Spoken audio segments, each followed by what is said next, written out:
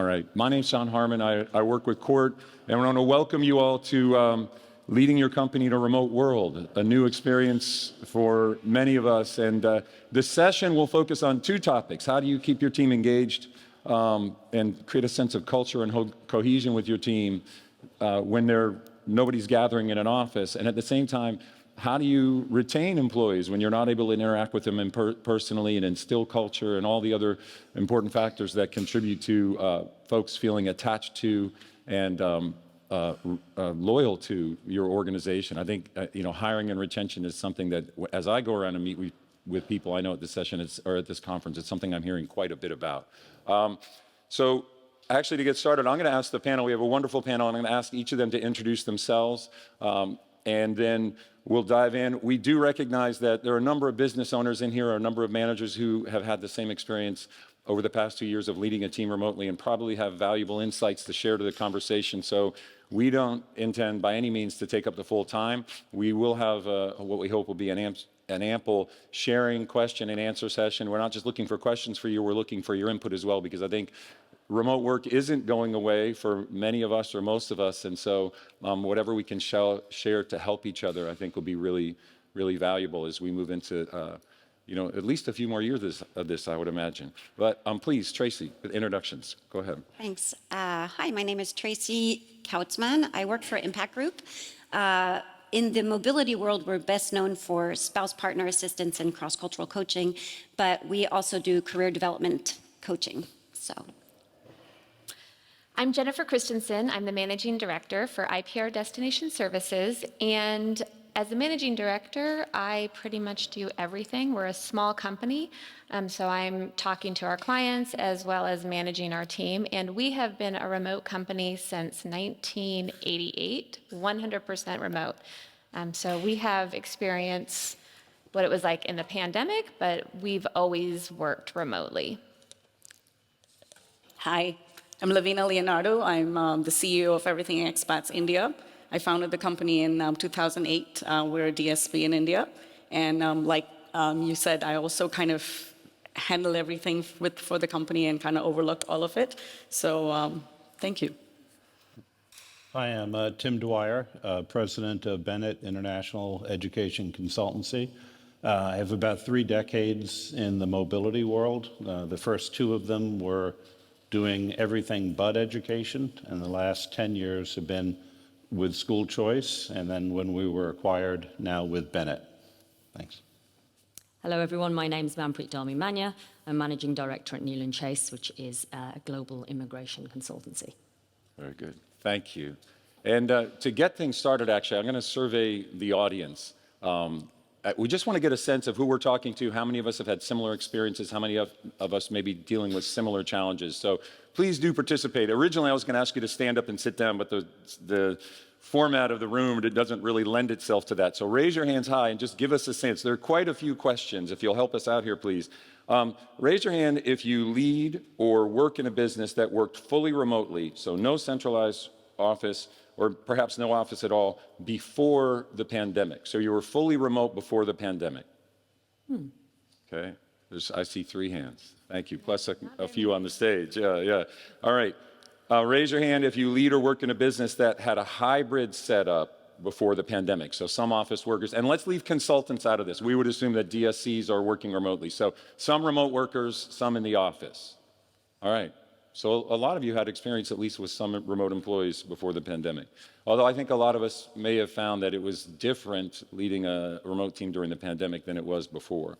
And if you, help me out and raise your hand if you work in a business that involved all in-office work, no remote or very limited remote work. Everybody was in the office before the pandemic.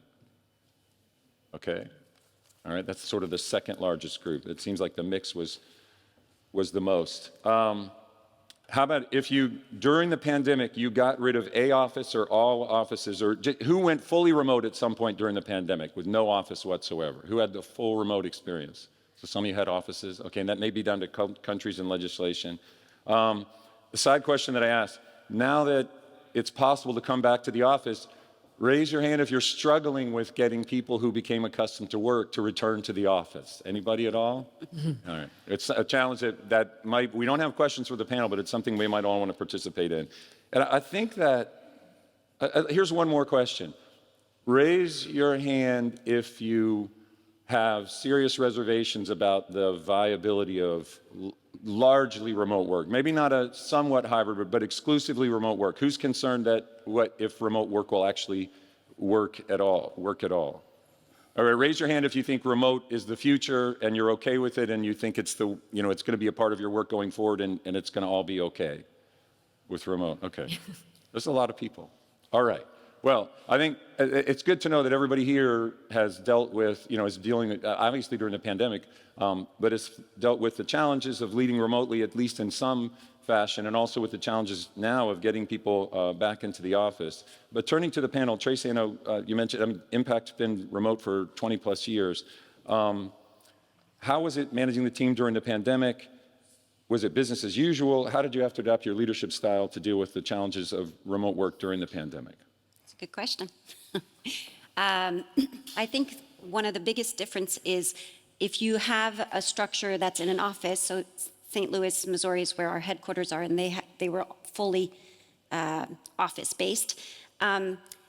Changing that to a more individualized approach of managing. So yes, we need structure, but everyone had different situations like children at home, for example, or maybe not even an office space. So you're working in a kitchen or in the living room. So I think managers really had to individualize in order for the work setting to be as efficient and effective as possible. So I'd say that was a big change.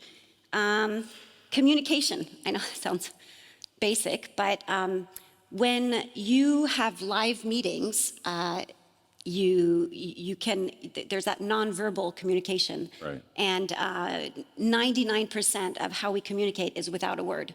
So all of a sudden it's Zoom, all of a sudden it's needing to communicate in a way and write emails differently because people reread emails, or they might take a word and be offended, for example. So changing a little bit how you communicate to make sure that you're communicating well and appropriately. Right. And I would say also accountability. Again, if you're in an office, you can see how effective somebody is, or efficient, or productive. So putting in place certain structures, touch points, managers need to touch base more often to say, hey, what's challenging you right now? You know, how can I help you be effective and productive? Right, because you might sense that in person in a way that is just completely blind to, you know, you can't exactly. see remotely. Yeah. Okay. And Jennipher, you also were remote before the pandemic, but you mentioned that you assumed sort of at the start, we have this, we've done this before, it shouldn't be that different, but you found that it was different. Can you speak to that at all? Yeah, so I felt a little bit blindsided because I went into the pandemic, you know, we're talking about nobody knew what this was going to be like. We're shutting down, how is this going to look? Especially in industry, we're destination service providers, we go and meet the relocating employee, we take them around, we're in person. So I knew that was going to somehow stop, but I thought, you know, we got this. We all work from home. We have our systems in place. We have our technology. We've been doing this for years. No big deal. We don't have to adapt. So it's not going to be that big of a challenge. We're not going to miss a beat. We can focus on how we can pivot our services. And oh my goodness, was I wrong. I had to draw upon skills that I hadn't used for a long time with my team. And I underestimated what uncertainty does to teams. What people, when they're uncertain about what's going to happen, what's going on in the world, they don't feel comfortable, they kind of lose their minds a little bit. I'm like, you've been an employee for, you know, we've worked together for 15 years. You're excellent. What's happening to you? And I had to really remember that people felt out of control because they didn't know what was going on. So we had to come back and really do a lot of work as a team to remember that we only have control of certain things. And actually, this is a plug for MIM. It was something we learned in MIM, and I had to bring out I mean, I think back then it was paper sheets of your center of control. and really remind people and do workshops on what do we have control over and what don't we have control over. And let's focus on our circle of control and really be able to focus on what we can do and stop focusing on what we can't do. I felt like everybody was like, we can't do that. How are we going to do destination services if we're not in person? So that was a little bit eye-opening for me, that I had to really focus on the personal side. And then we had to take that out to our area consultants, because we have them all over the country, and they were panicking too. And we were kind of getting annoyed, like, what is their problem? Why are they acting like this? These are really experienced area consultants. And we had to do some workshops and really listen to them and hear what was keeping them up at night. And when we all kind of got together and said, here's what we can do, and that was our mantra: what can we do, and let's not focus on what we can't do. So that was the biggest challenge for me during the pandemic, because I had the other pieces already in place. Just one quick question on that. How long into sort of the shift, it was mid-March, I think, when people started coming on. How long into it how long did it take for you to realize, hey, this is different? Was it weeks, months? It was probably within 2 weeks. I felt like things were spiraling a little bit. I'm like, okay, this is not as easy as I thought.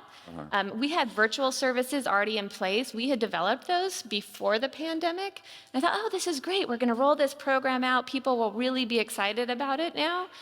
And within 2 weeks, I felt like we were back to basics on how to talk to the customer, how to talk to our clients, because they were just so uncertain. Got it. So it was within about 2 weeks. It was quick. It was Okay. quick.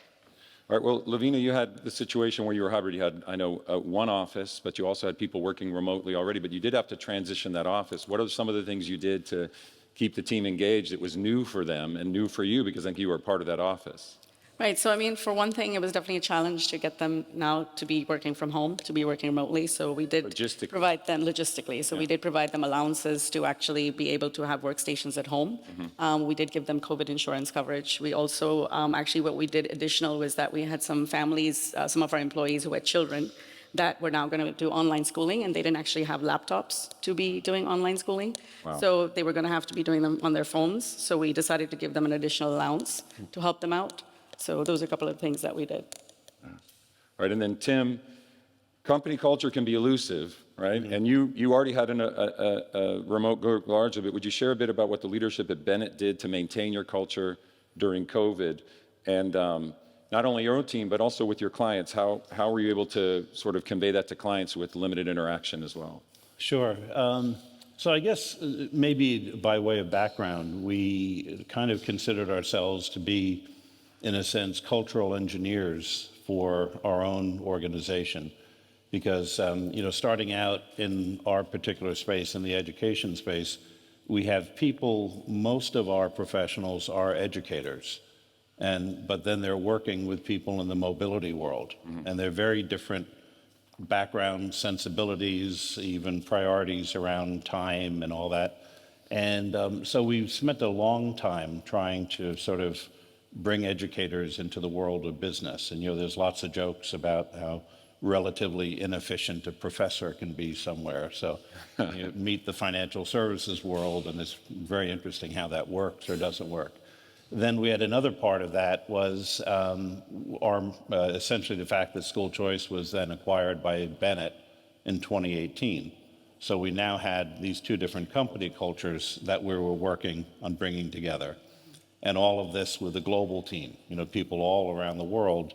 So we were already doing a lot of work that way to try to build and maintain the culture.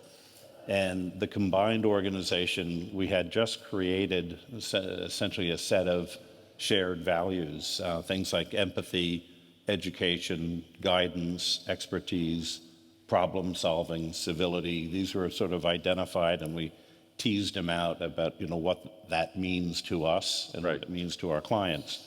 And so we kept pushing that to the team throughout. And then I think one of the things that sort of reflected a little bit of our maybe a little bit off-center type of culture was that in doing our reach out to our family of consultants, part of it was very much professionally focused, taking the opportunity to do more intense trainings on, Montessori curriculum or international schools in Africa or whatever it might be. But also part of it was just fun. Okay. We did things like we had several global town halls where we would do something like a scavenger hunt. Uh-huh. And we'd all be gathered there and then, go find a red hat. 2 minutes later, you're back at your desk with your red hat, or not. And then maybe the last part I'd want to emphasize is that because of the particular culture that we have, and it's trying to really push the idea of a flat organization, there's not a lot of hierarchy. And so when it came time for some belt tightening, we started, we started at the top, and the executive team took significant pay cuts. Yes. And tried to model that for the rest of the payroll employees, but we took larger hits than the team underneath, and we were very transparent about what metrics we would need in order to get back to normal. Okay. And we were on a weekly basis sharing with the global team, here's where we are, here's how many initiations have come in, this is what our goal is. Right. So everyone was sort of on board, and there was nothing kind of hidden or, uncertain in that case. I mean, there was enough uncertainty in the rest of the world. We wanted to be as open as we could. No, I think you make a valuable point, which relates to what you experienced, Jennipher, because it wasn't just that we were all of a sudden working remotely. We were working remotely in this time of tremendous uncertainty. People were not just worried about doing their job, they were worried about if their job would actually be there. And I think that's a lot of, but I think transparency, I know that transparency worked within court. The leadership, there was a lot of communication about what was happening financially, what was going on, and it created a sense of calm and allowed people to focus on work. And so I think that's probably a commendable approach. Loveena, you noticed, you had a lot of expats who chose to stay in India through the pandemic, and so you saw companies getting creative in some of the things they did with their teams working remotely on. Could you share a couple that stood out to you? Because you had quite a few examples. Yes, yeah, there were a lot, but I'm going to keep it short.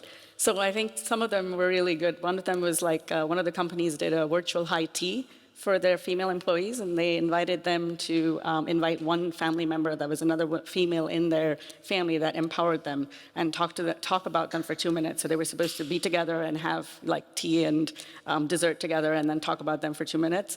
So one lady brought her cat. She had a female cat. Another one brought her grandmother, and the lady who brought her grandmother actually talked to her team lead a couple of months later and said that meant a lot to her because this grandmother actually passed away with COVID a few weeks later. So it was quite impactful for her. Another company did a MasterChef thing where they actually had the people make dishes with the ingredients they had available at home during the pandemic, and they had to post these dishes on their online platform along with the recipes, and then everybody from the company got to vote and got to say what they thought about it, and then the top 3 got Amazon gift cards. So that kind of was, motivational for them. And then there were some that were really good also where they actually sent groceries to their employees who lived in like really remote areas, because now these employees obviously had gone home, right? And they were living in villages. And so they actually figured out a way to team up with the police there and actually figured out ways to get them groceries. So every 2 weeks, they would give them full supplies of groceries so that through the whole pandemic, they actually had a supply of groceries. So that was quite impressive. And then another few companies did the, talks by professionals bi-weekly. So they had talks on health, on, sleep, on nutrition, a lot of different topics because those were important. And they actually did it not just for their employees, but their extended family members, and offered it in all different languages so that even if their family members didn't actually speak English, they could actually have these talks available to them. And then some even did, talks and they consulted people who actually had lost people during the pandemic. So it was not offered just to the employees, but to the extended family members. So I think, the counseling, I think that was really important. So I do. I think we all had that same experience. I don't know, for me, all of a sudden, initially I was much more engaged with colleagues. We were on the phone a lot more. We recognize this is different, and we were chatting, and even with peers in the industry, we set up calls, but it sort of faded as the pandemic continued, and that sort of enthusiasm for doing things differently went away. So something like counseling and recognizing that this, it may take a while would be really valuable. Anybody else, because we're going to shift the other topic or area we're going to focus on is the Great Resignation and retention. But anything else about motivating or leading your team remotely that anybody feels might be worth sharing with the group? Yeah, and I had to realize too that work was not their first priority at that moment. I mean, we didn't know what COVID was going to do to our health, to our families. Was the world going to end? I mean, there was so much uncertainty. So I actually stopped talking a lot about work right away. Or if I called somebody, I just listened. I wanted to talk to them. I wanted to know what their fears were, how their family was, what their schedule was, what did they need to do. And once they got that off their chest and kind of realized that I knew that when in a situation like this, yeah, work's important, but it wasn't their priority at the time. And I had to accept that. I mean, as a boss, it's not always the easiest thing to understand. But then I think they even felt more committed, like, oh, okay, this is great. IPR has my back. They understand that I've got kids home doing homeschool. My mom is sick. She can't come around us. I mean, there was a lot of, our team had a lot to deal with, and they still got their work done. Right. But just that I gave them that space to kind of admit, like, I've got other stuff going on, bigger fish to fry than work right now. And they still got their work done, but we gave them that opportunity and that space to have those feelings. And I think it's here to stay. I Yes. think that switch is going to continue post-pandemic. That need to have personal issues come up at work and be more vulnerable. Yeah. I think there's value in that. Yeah, and you're right there, because we're just talking about, oh, you're working at home. It's work, but you're working at home. But it's very different. I don't know if anybody had the unique experience of having school-age children at home while you're trying to work. I had really one colleague at court who had school-age children, and right at the start of 2021, we ended up on a call together, and I said, Happy New Year. And we both just started laughing hysterically because we knew it was anything but. She had 3 school-age children at home. I had the same. My 4th grade daughter did 4th grade in my home office because if she lost track of what was going on in the class, she'd close her computer and start crying. So I was working and listening to the teacher so I could keep her on task for pretty much for 9 months. And so if you didn't have school-age children, you just can't imagine what it was like running between rooms, making sure they're still online. It was incredibly distracting and incredibly challenging. And my kids are still recovering, I'd say. So that's a very personal note. But we do want to shift to the Great Resignation. And Manpreet, I wanted to ask, we'll start with you. Why do you think, and you have personal experience, but why do you think we see such an uptick in people looking at work differently and deciding to change a career path or change employers, and how does that tie into the pandemic? What do you think is sort of a trigger for that? So obviously people will change jobs for all sorts of reasons, but I think the pandemic really gave a lot of people the chance to, it created space. Right. Space to really think, about lots of things, family concerns, whatever might be happening with their children. And also ask themselves the question, is this job that I'm doing that's kind of interfering with all the concerns I have right now, does this job bring me joy? Right. Do I enjoy doing this? Is this what I want to be doing? So I think, there were a lot of people who took the time to evaluate what they were doing and then, took the opportunity to reset their own priorities in terms of life and work. So I think there's a certain number that fall into that bucket. I think there's probably more that sit in the second bucket, and that bucket is, people, I guess, who thought about how they were treated during the pandemic. So, every organization, this industry, every organization had to make some difficult choices to get themselves through the pandemic. They had to communicate, some pay reductions, reduced working hours, potentially redundancies. And I think, employees who were working for employers that weren't managing those communications in a sensitive manner really kind of sat back and thought, is this the kind of employer I want to be working for? Right.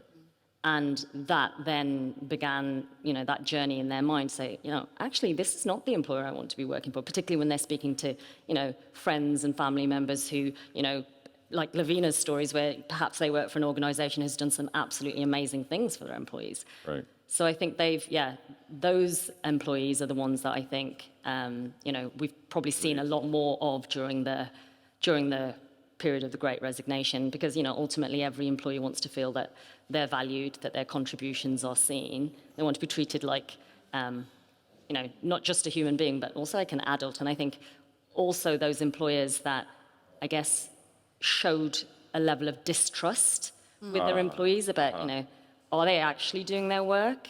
Again, I think that got a lot of people thinking about, they don't even trust me. Right. I think that's fair. Go ahead, Tim, please. Yeah, the interesting thing to me also is that there's another side to that coin, which is that when an organization, as all of our organizations, go through incredible stresses, and last 2 years, perfect example, it's so important to have people all pulling together. So on the one hand, yes, it's definitely difficult to lose valued employees. On the other hand, it's also important when there's somebody who is not embracing the culture and who is, some force of negativity or disruption, to really make sure that those folks don't have the opportunity in a crisis period. Like, that's where the harm can really come in. Right. And their so, influence would be magnified. yeah, you want the culture, you want everyone pulling together, you want them to embrace the culture. And, and sometimes, even though it means the rest of us have to do more work, it's better to not have that person. Have them visible or out front. Right. Well, it sounds like that might be something you're paying attention to ahead of time. And I think, speaking to what you said, Manpreet, the pandemic may have just revealed cracks. In other words, organizations that were already doing the things that you've been talking about, because you'd already had the experience, and maybe many of you as well, of managing a remote team or just treating employees well in general, continue to do that. And if you weren't, the pandemic just sort of shone a magnifying glass on what was already wrong. Right. Can I add something? Yeah. So to have a remote team, it can't just be anybody. To have a remote worker, it has to be the right worker. And you have to do your due diligence. You can't just hire anybody and say, okay, we're going to work from home. There's a whole onboarding process, interview process to make sure that's the right person. So what you're just saying, I can see how throwing people into remote work, and it's not for everybody. Right. There are personalities that need their people face to face, just like we were talking about how kids need that social interaction. And I think we're all social. So if you throw people into that remote work environment, some of them just aren't going to succeed, unfortunately, no matter how many resources, no matter how much support you put in place, it's just not for them. Right. Some people love it, and they realize, wow, I should have been doing this my whole life, but it takes the right person. So during the pandemic, when we all had to do it, we had no choice. I can see how that would really throw people. Yeah. Well, and that sort of transitions to another topic we wanted to talk about. It's remote work forced people to do something, the critical business, activity of hiring and onboarding remotely as well. So, you miss that whole interaction. I mean, I think that most of us who've interviewed and hired people, there are all the practical factors, but there's very much a gut feeling that you almost could only get, in my impression, in person. So, Manpreet, first, you went through an onboarding during the pandemic. How was it? Did it work? How well were you able to get acclimated to the culture? And then Jennipher, I know you have been through this a lot, but please, Manpreet first. Well, it was a very positive experience, but I will say that probably my experience was atypical of others, Okay. during joining a new organization during the pandemic, because it was an organization that I was very familiar with. I knew many of my new work colleagues because I'd either previously worked with them either in another organization or, just in the wider industry. So what made my virtual onboarding, I suppose, particularly positive were a couple of things. A, it was very well organized. So it doesn't matter, I think, what level of an employee you are in an organization. There's always going to be some level of anxiety when you join a new organization Right. about oh, am I going to like it? Or will they like me? And back in the old days when we went to offices, my weird, strange anxiety was about, will I be able to find the ladies' toilets, and who will I ask? Where are the ladies' toilets? It's such a weird fear to have. So just having, a very well-structured plan that was presented to me before my first day, giving me some insight into what I could expect over the next couple of weeks was great. So I think that took away a lot of concerns. I think also the fact that, it wasn't, I was connected to not just my line manager or my direct reports. I was connected to many different stakeholders in the organization. So I didn't feel like I only had these, couple of people that I had to lean on for everything. I spoke to so many different people and spoke to them with cameras on. And I know that sounds kind of ridiculous now after we've all been doing it for a couple of years. But prior to joining Newland Chase, I worked for an organization that very rarely, we had calls and meetings all the time on Teams, Zoom, whatever it was back then. And we virtually never switched our cameras on. So just being able to make that connection with other human beings and seeing their faces and, putting a face to a name. Right. And all that non-verbal communication that you get via seeing a face was great. The thing I have found, though, in doing that is there's a lot you can see on a camera. One thing you can't see is people's heights. So when you do actually meet them, it's like, wow, you're much taller than I thought you would be. Or, wow, you're much shorter than I thought you would be. So, yeah, seeing And you people tell them, 3D. of course, that's what you do, right? 3D is definitely better. But, yeah, I think, the fact that I definitely saw human beings face-to-face, albeit via a camera, really made a big difference. That's huge. I noticed, just to speak to that very briefly, when I lived abroad, I just was never fond of telephone calls. But as soon as I was able to Skype my parents, I had this feeling I could see how they were doing, even if the call was shorter. Something about seeing them made the entire experience very different. So, I know, Jennipher, you've been onboarding for years remotely. Always, yes. Any tricks or tips for the audience who might have to continue doing that? So everything we learned obviously happened because we had some epic fails. So every time we would do something, I feel like it was kind of, oh, we need to do this differently next time. And some of it was from feedback from employees. And in my own experience, I started as a remote worker. I have always worked remotely. So I used some of my experience not only with IPR, but other companies of what worked well, what didn't work well. The interview process, you have to remember that this person's not walking into your office. They're not looking around. They're not seeing how people interact. They're not getting a sense of what the office vibe is.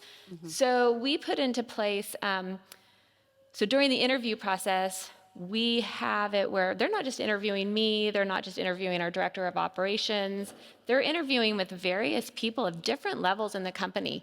And it's really important to me that my team is candid. Don't sugarcoat it. Yeah, we need this person, but there's nothing worse when they're there for the next 3 months or at 6 months, they're like, nobody told me this.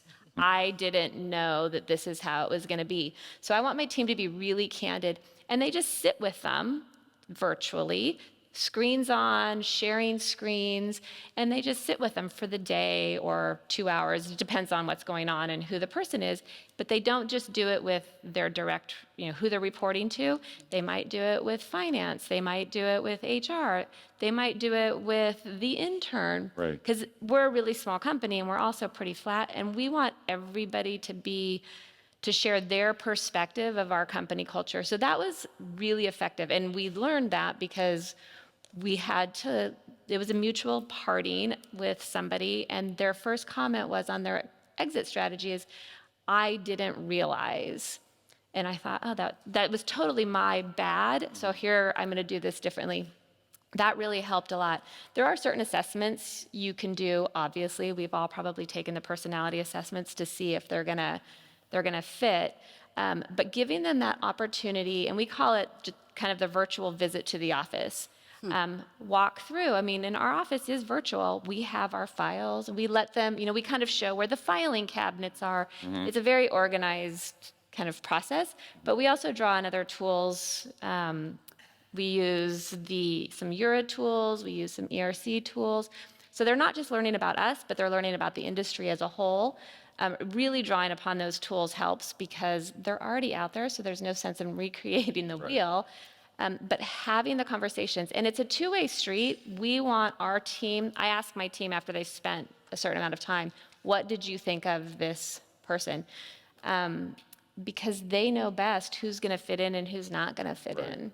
And it really is important in a virtual world. That's valuable from both sides. You build a web of relationships, get multiple perspectives. But before we turn it over to the audience, I just wanted, Jennipher, you mentioned this notion that not everybody's right for remote work.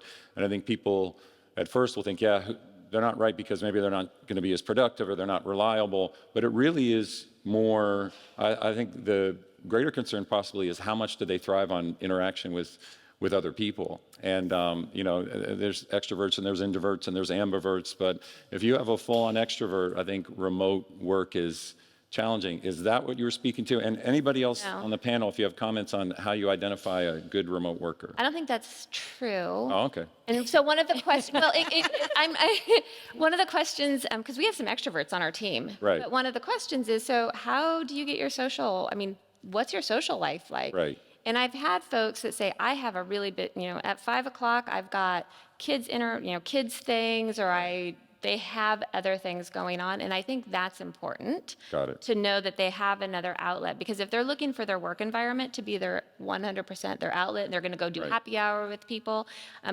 this is not going to be the right fit. Right. We have the benefit, we tend to do a lot of hiring from our network of area consultants.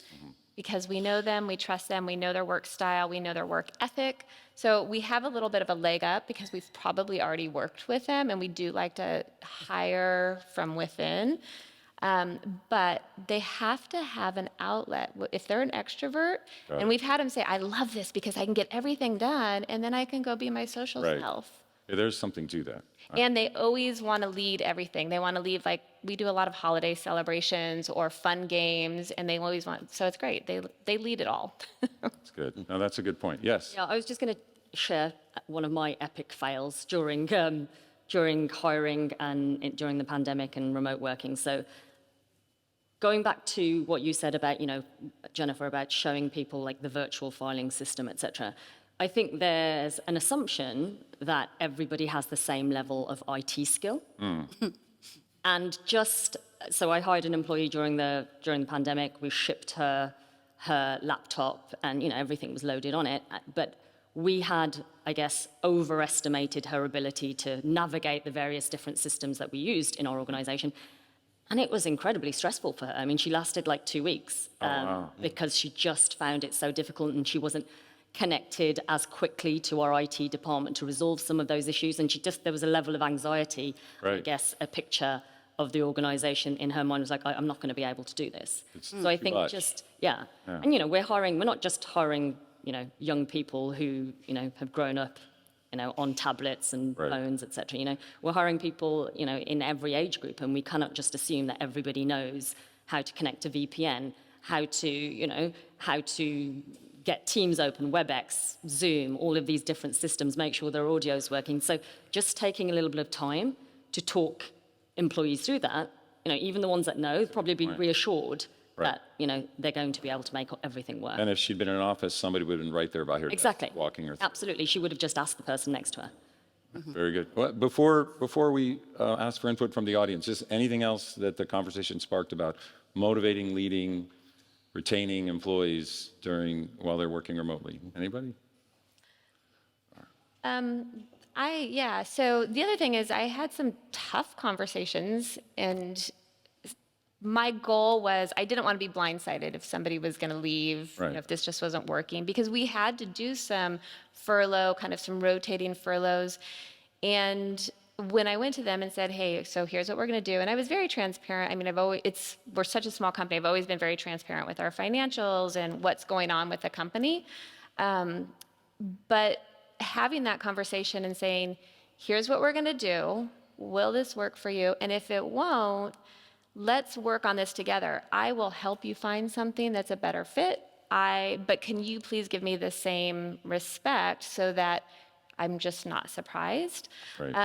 I was so blown away, or pleasantly surprised, how many of my team said, we are here, like we're so appreciative of having these conversations, you being really transparent, Right. but then also helping them engage the customers and giving them the tools to go to the customers, have conversations with our clients, the area consultant network, because they didn't know how to handle those conversations. And then they ran with it, and they were really successful, but giving them the tools, to your point, whether it's technology or how to have conversations that are difficult sometimes. Yeah, trust is so important, and when we share things we might not always feel comfortable sharing, it actually engenders trust. It teaches people this is somebody they can rely on. So. But I think that question of trust is largely what retains people. Right. I have seen over the years, amongst managers either that I have worked with or alongside, that they've hired an adult, and at some point they begin to treat that employee like a child. Right. Like, but you hired an adult. Right. Why aren't you treating them like an adult and sharing openly and transparently what you can and cannot do as an employer? Right. There's some things that just are not possible. And I think that the idea that you've shared so transparently over the years your financials for your organization with your employees obviously has built that level of trust in you that you're not keeping something from them. And that's really important, I think. I agree, and it's trust and fairness. People need to feel they're being treated fairly, and so if there are changes, if they don't understand the reasons for the change or restrictions, then those can feel very unfair. And so, yeah, the trust helps overcome that as well. Well, we have one expert panel here, but we have another out there, and we are really hoping that people will share. I've got a microphone, I'll bring it around. If you have questions for the panel, if you have thoughts about how you've led your team remotely, tips for onboarding, anything, because we're all struggling this or working our way through this right now. Anything that you'd like to share or ask, we'd really be grateful. Please. I'd just be interested to know what the panel think about how much do you think culture on a country level impacts people's views on working remotely? That's a good question. Anybody? Yeah, Tracy, please. No, I was actually just talking to Jennipher about that. In France, for example, there was a lot of mistrust when employees were remote. The managers really had to change their whole attitude on trusting their employees to that they're going to be effective, efficient, and so the style of management did have to change. And so I do think that culturally, for the United States is a little bit much more trusting and has more experience in remote working. So I do think that what Manpreet said about leaders, trust your team leads, trust your managers, that they are going to be creative enough to make sure that their team is effective and doing their job. And I think statistically, it was proven that, the world continued. Productivity. But I would agree with your comment. I do think it's, having worked in Hungary and a little bit in the UAE, I do think that managers from different cultures, it would have to do with the way they view their employees and how they handled it. I really do. And trust, the truth is trust is the grease that makes the whole economic engine turn, right?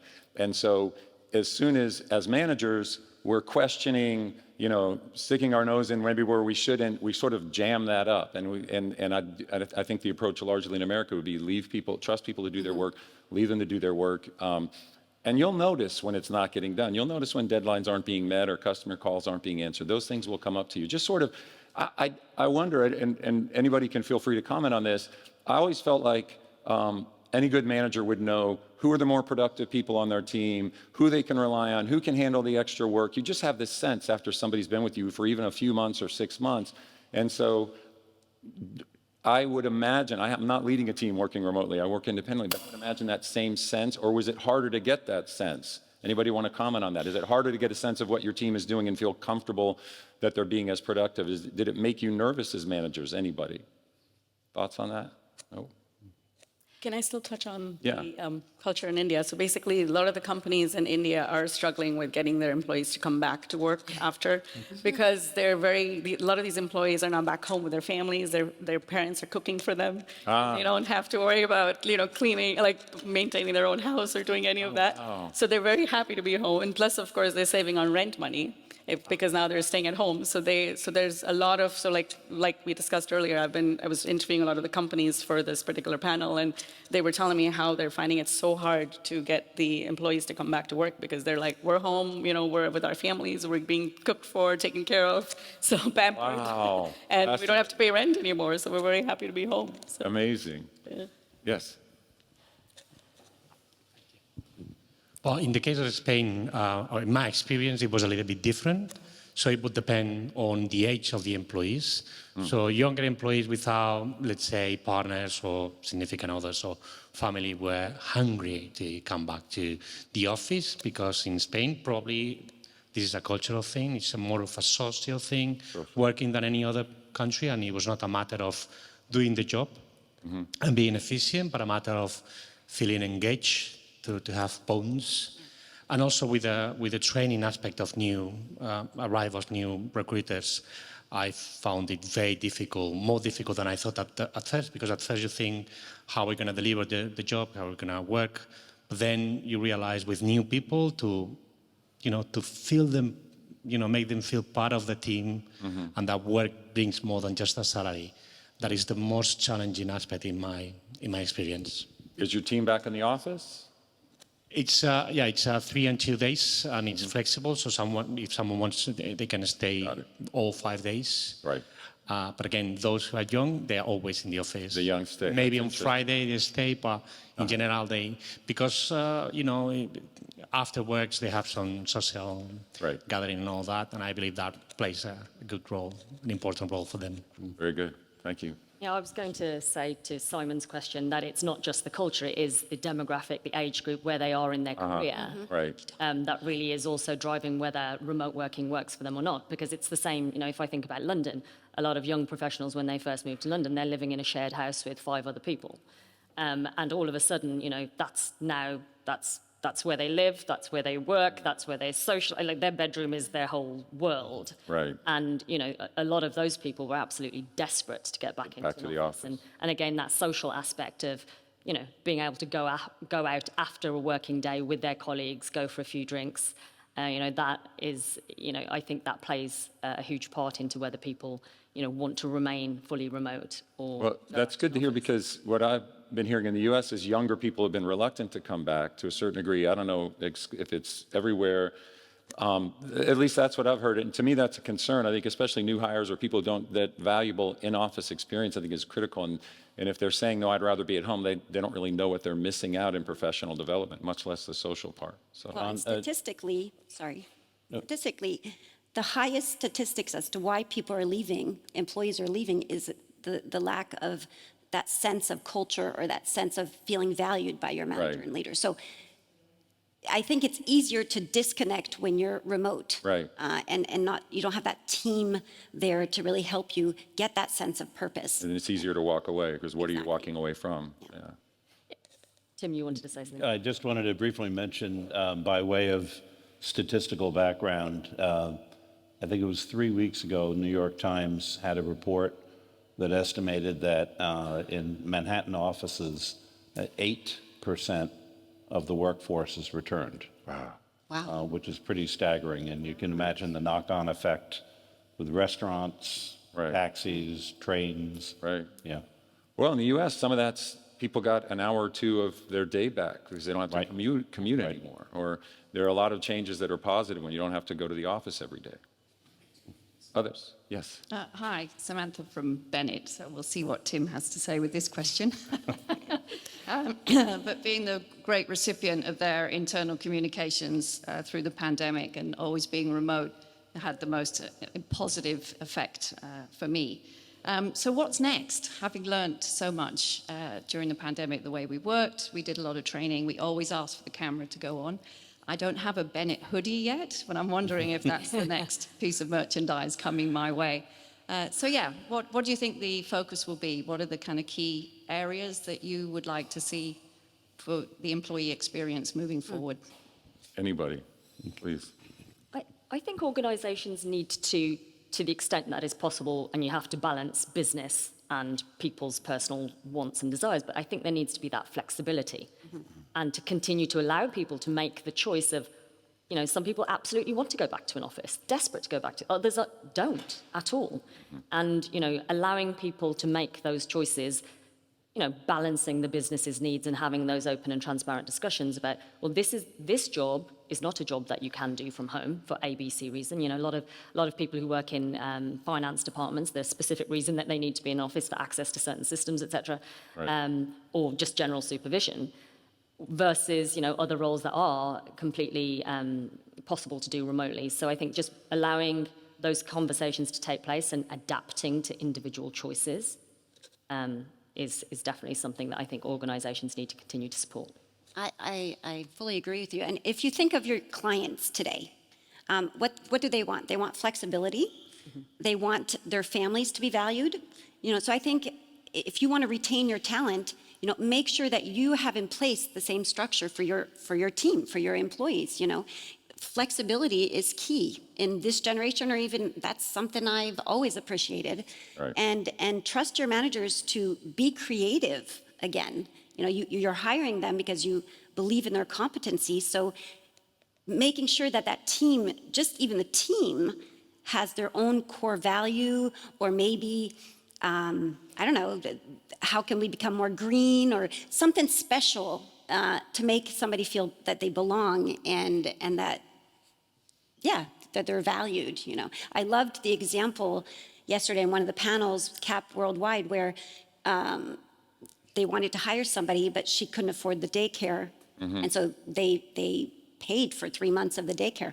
That is really taking care of the family and individual situation. I think that's a really valid point. All we're hearing about everywhere in sessions is a flexibility, assignee choice, employee Exactly. choice, and I think the same rules would apply to us as employers. So. I'm just going to add that we have to also accept that sometimes employees leave a job because it's just time for them to leave that job. True. And it's okay for them to leave that job, Right. as long as they're leaving for the right reasons. Right. And I think, going back to what Jennipher said, she just wants to be open with her employees and them to be as open with Open her. back. I've always often said to my teams, I'm not a mind reader, so I can only deal with what you share and tell me. And I will be very honest with you about what is possible and what's not possible.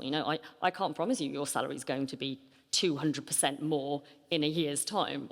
But, at least if you tell me what your concerns and wants and needs are, I can actually, share Address with you them openly openly. what's Very good. possible. But like you said, it's an adult conversation. Exactly. And it's something I teach my kid. I have an 18-year-old son who, decided he doesn't like his job, but he's not going to go in one day. I'm like, that's not how, you can't do that. If you want to be treated like an adult, you have to act like an adult.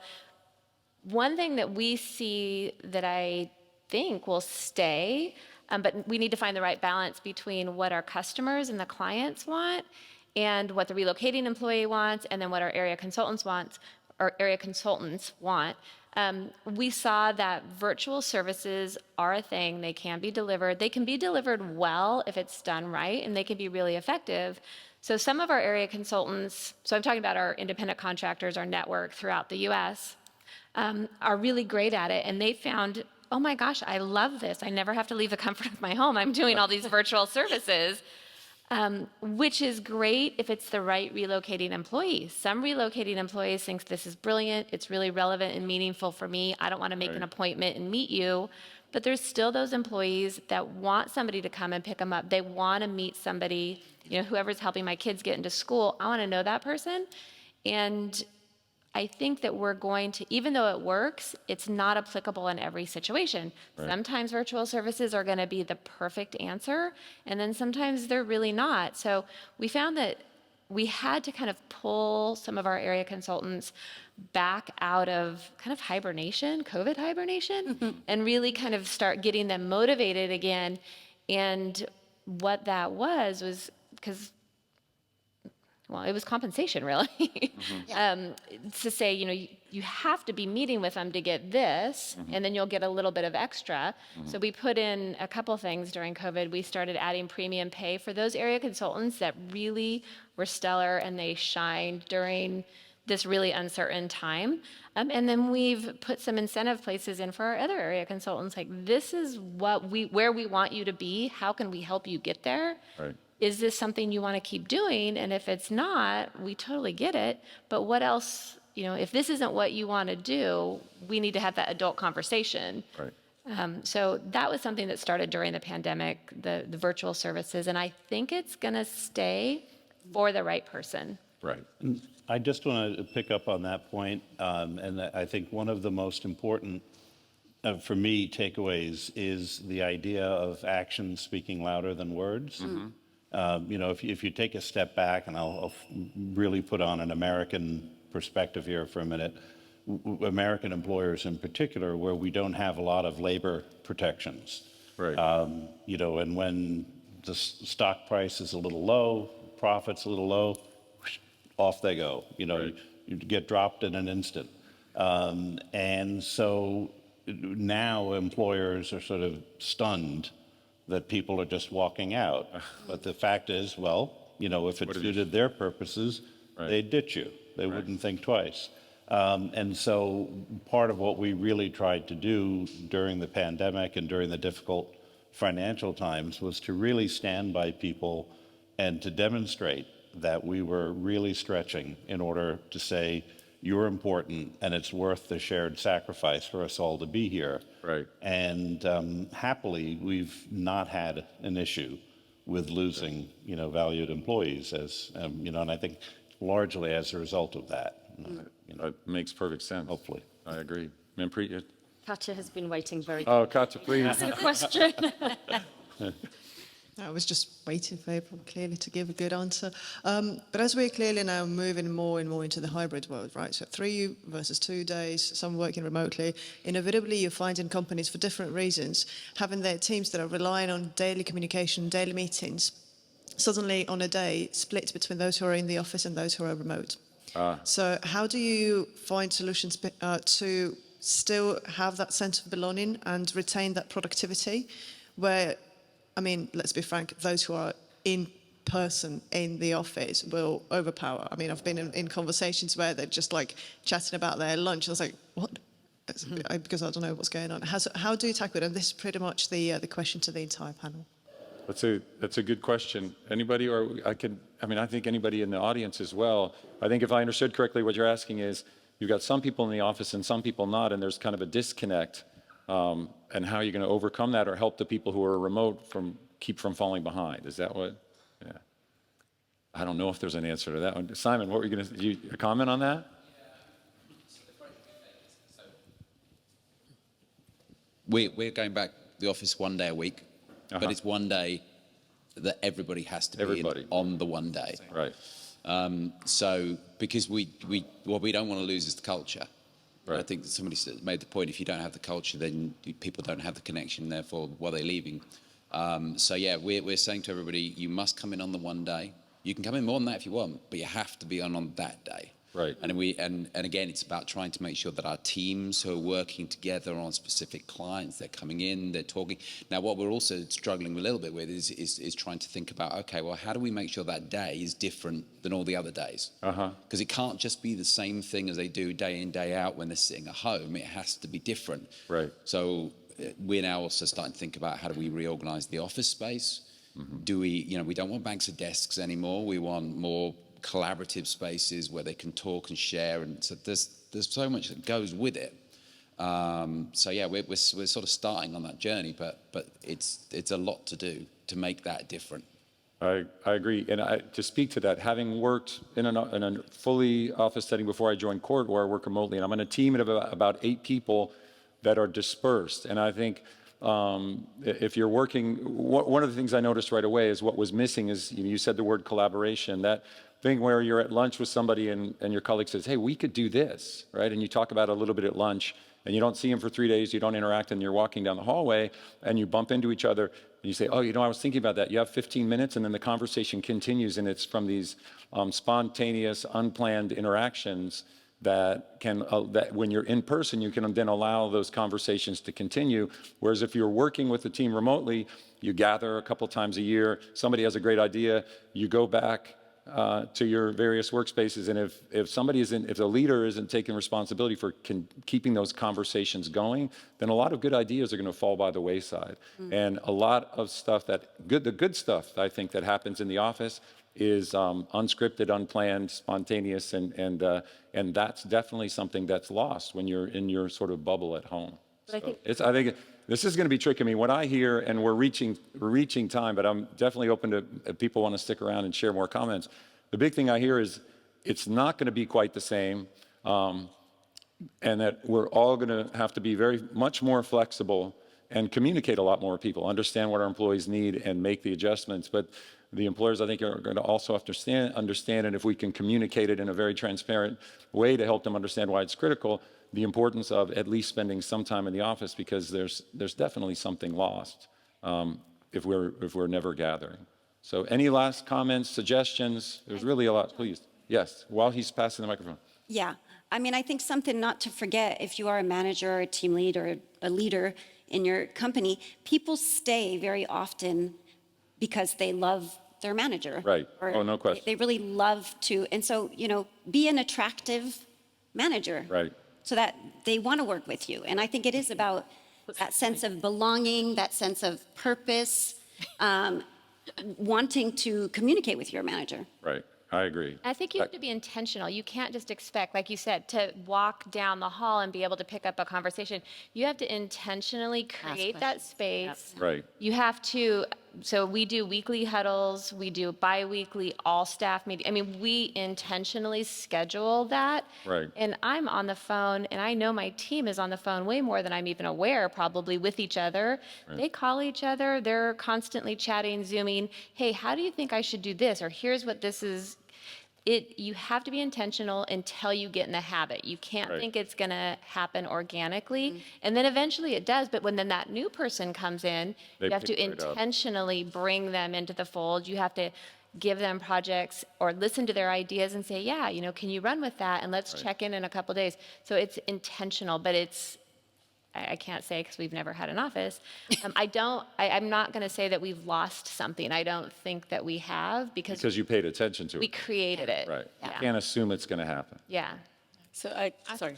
I think one of the things that replace a little bit, you know, those little chit-chat that you have in the office when you are not in the office is that now we can have those WhatsApp groups. Uh-huh. And, you know, there you just say informal things, or you have an idea, you just put it on, and then, you know, the team replies. And I think that replaces a lot, and it helps for that company culture as well. Yes. It's funny because my old team actually, at the beginning of the pandemic, decided completely independently themselves that, you know, we all had all these work calls, but they actually intentionally created the space for non-work calls and made it you drop in if you want to or you don't. So they had a recurring weekly call, which was, I know, labeled coffee break, lunchtime, whatever. Right. And if people wanted to join that call, they did. If they didn't want to join it, they didn't have to. And, you know, and they were just doing their own work, having a chat together whilst they were doing their work. Got it. You know, talking about what did you watch on TV last night. Right. But again, you have to be intentional about, you know, creating the space for non-work related conversations, even in a remote world. Yeah, I think that's true. So we had one company which was telling me how right in the beginning, when everything went into remote mode, they actually found people researching how they could actually be pretending to be working when they're not. So they were like, so they actually found a lot of these searches on their platform of like people. So it automatically right away went into this mode of like Zoom calls where they had to have people live and, you know, interacting, and could because teach a they whole were all class. figuring it out. So, How to look like you're busy. yeah, pretty much. Online anyway. Yes. Anybody else at all? No? Thank you. Thank you for your time. Thank you for your attention. We sincerely hope it was useful. We appreciate those of you who shared, and And best of luck to you as you go forward leading your teams in this in remote. Notice, I'm going to say it now, not once did the panel say new normal. We got through the whole panel without mentioning new normal. So congratulations, everybody. Thank you.